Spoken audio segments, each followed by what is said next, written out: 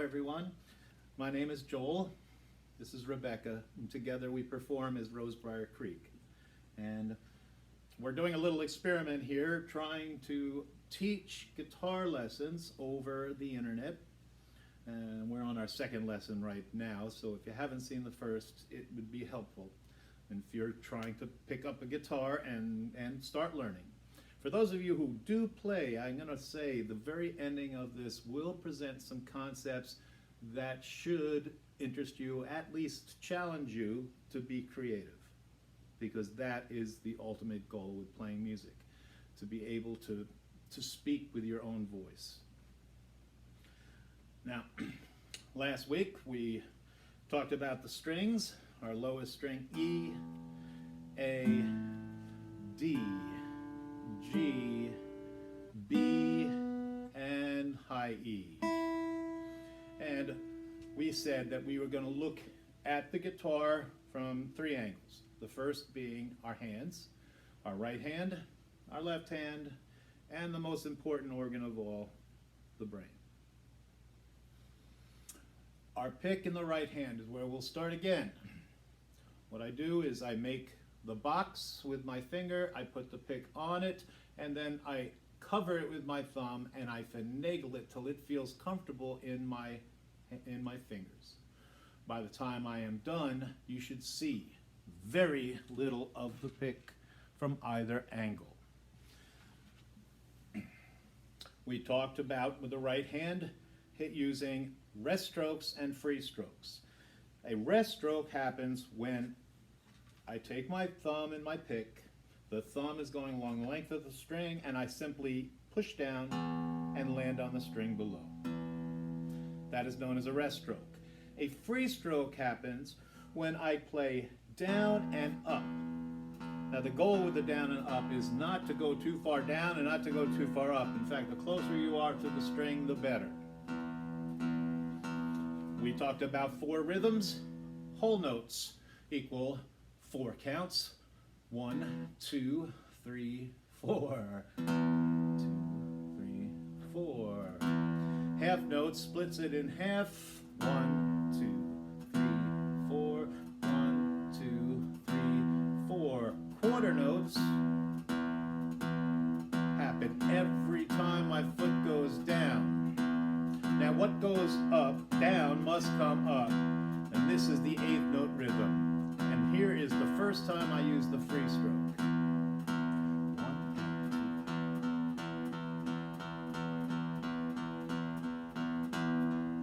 2. And when I end, notice I used another rest stroke because it was a long sound. Okay? Those are our rhythms. Now I recommend that you do those rhythms through all of the strings. And we're going to go to the top string because for many people that is the easiest one. Actually, no, let's stay with the lowest string. All right, because you won't feel the rest stroke. And this is the thing that counts.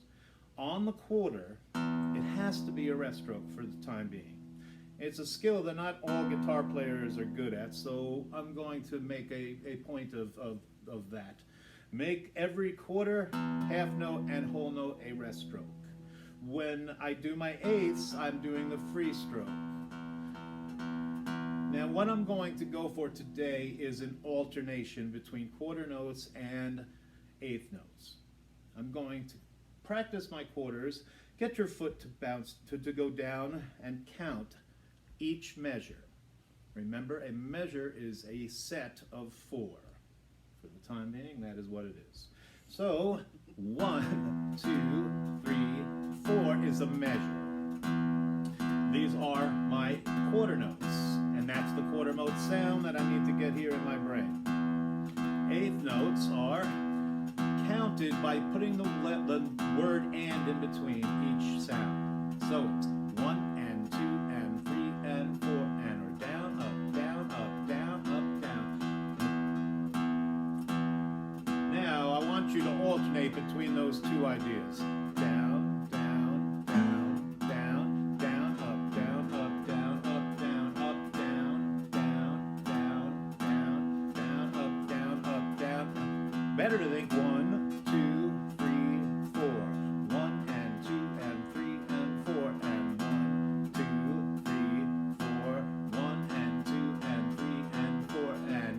next string, we have an A string. 1, 2, 3, 4. I'm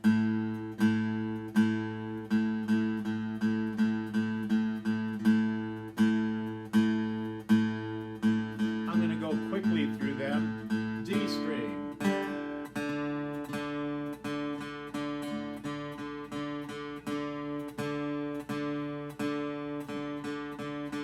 And our G string.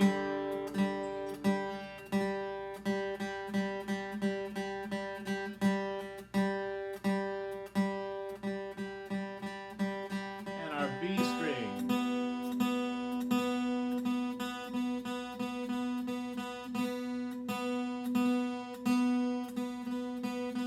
And our E string.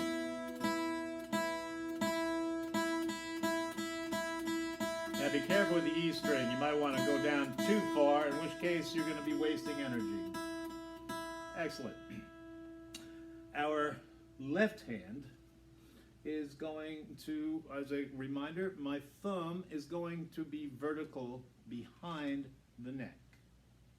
Now, you will see a lot of guitar players play with their thumb over the neck. And in a nutshell, let me explain why that can be useful. But why you want to develop the ability to learn to leave it behind the neck in that manner right there. If my thumb is above the neck, and here are my fingers, I really have very limited motion. If my thumb is behind the neck, I can reach the entire fretboard. So while it may be a little more difficult to think about the thumb as being behind the neck all the time, it's a good habit to start with it from the very beginning. Now, as you recall, when I start using the left hand, I've got my index finger is 1, my middle finger is 2, my ring finger is 3, and my pinky is 4. And the frets, these little boxes, are the way I'm going to use my fingers. In the very first box, I'll put my first finger index. In the second box, I will put my middle finger. In the third box, I will put my ring finger, and my pinky will go to the fourth box. Now, some of you might find that stretch a little difficult. Rebecca's doing it on the bottom string, which is even more difficult. But I recommend you try it with the highest sound, the E string, also known as the number 1 string. Okay? Now, just try to get the thumb back, put your first finger right on the tip, then try and get that second finger into the second fret, the second box, third finger stretch, and then the pinky on the fourth fret. Come back down to the third, come back down to the second, and come back down to the first, and then open. Try not to pull your hand away from the guitar too far. So let's try that again.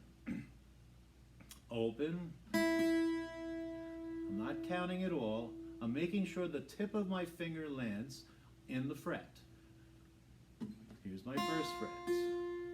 I'm making sure the tip of my finger lands in the next fret. That's my middle, my ring, and my pinky. Notice I left all the fingers, the 1, 2, 3, down. That way, when I reverse it, it's simply a matter of moving one finger. So I pick up my pinky and I'm on my third. I pick up my ring and I'm on my middle. I pick up my middle and I'm on my first.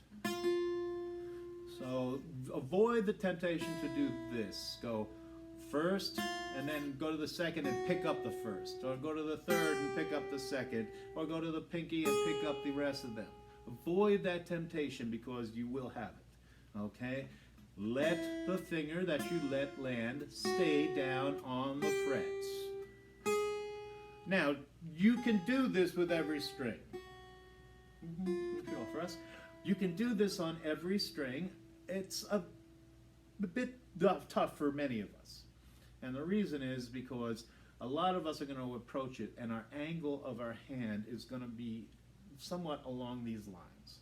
It's going to be coming at an angle.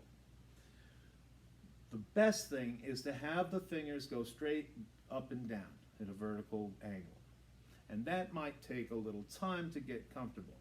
So what I'm going to do is I'm only going to work 2 fingers at first. If I take my open E, highest E, now I'm just going to worry about my first and second fingers. There's my first finger right on the tip. You might also notice I try to get it as close to the fret, but not on the fret.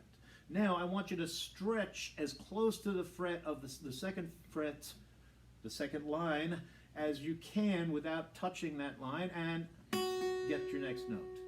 Now simply pick that up and go back to the first, and then open. Try that again. Open. Your first finger, your second finger, and back to your first finger. Now, don't forget to leave the first finger down. Try it on the next string down, our B string. Don't forget, we're using rest strokes while we're doing these long sounds.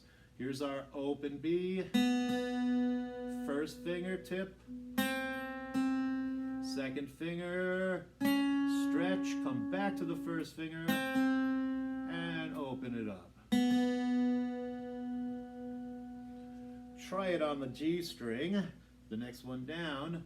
First get the sound. Now the tip of the finger right on it. You may need to look a little bit at first, but keep your guitar as much as you can straight up and down, not with it sitting in your lap like this. Okay? So feel where it is before you try the exercise with the string you're working on. Good, let's go to our D string next. First fret, stretch the second, back to the first, and open. Now we're going to go to our next string down, our D string. Oh, I'm sorry, our next string down is our A string. It's all right, this is A string, first fret, stretch, come back to the first, and open it up. And the lowest string, E. First fret, leave the finger down, stretch up, go back to that first finger. Now you can practice this using your rhythms. For instance, let's say I was going to use a half note. It would sound, I'm going to start from the lowest sound, the low E, and I'm going to work my way vertically down the strings on the same frets. Here's what it would sound at a half note level. 2, 3, 4. 1, 2, 3, 4. Good. Now your fingers, this right hand should have been resting on the string below, which is your A, which means that you're ready now to play the A string. That's it. Stretch, back to first. Now your right hand should be resting on the next string down to D. Here we go.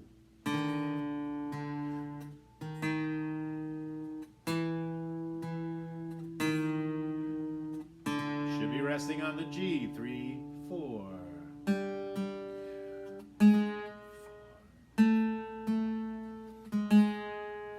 Should be resting on the B. Ready now.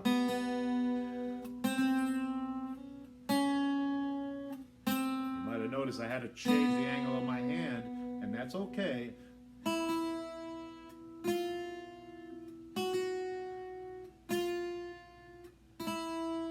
brain will work better if you slowly coax it to where you're going. If you think too much, it will overload.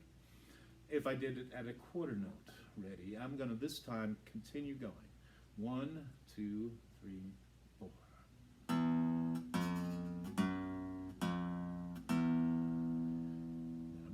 Next one. My hand is waiting on that string, ready to go. It's waiting on the next string, here we go.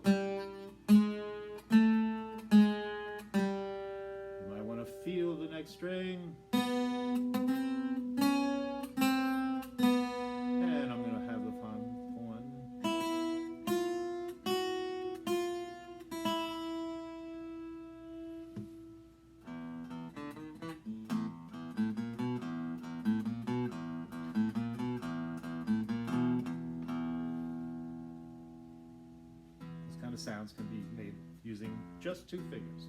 Okay, this is a vertical motion.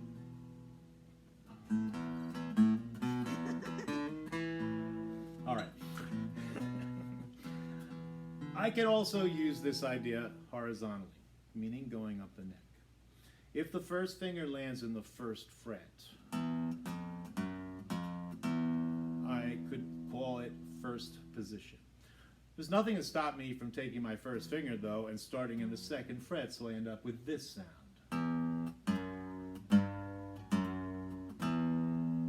Or in the 3rd fret. Or the 4th fret. That's enough. We'll go that there. You can go all the way up the neck with that. Of course, in this next string as well.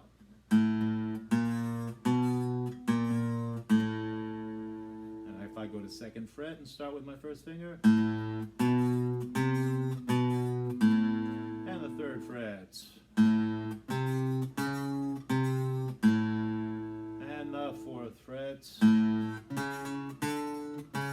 You might recognize songs that use that sound. Right? Every sound you make on the guitar has potential to be a song that you already know. All right.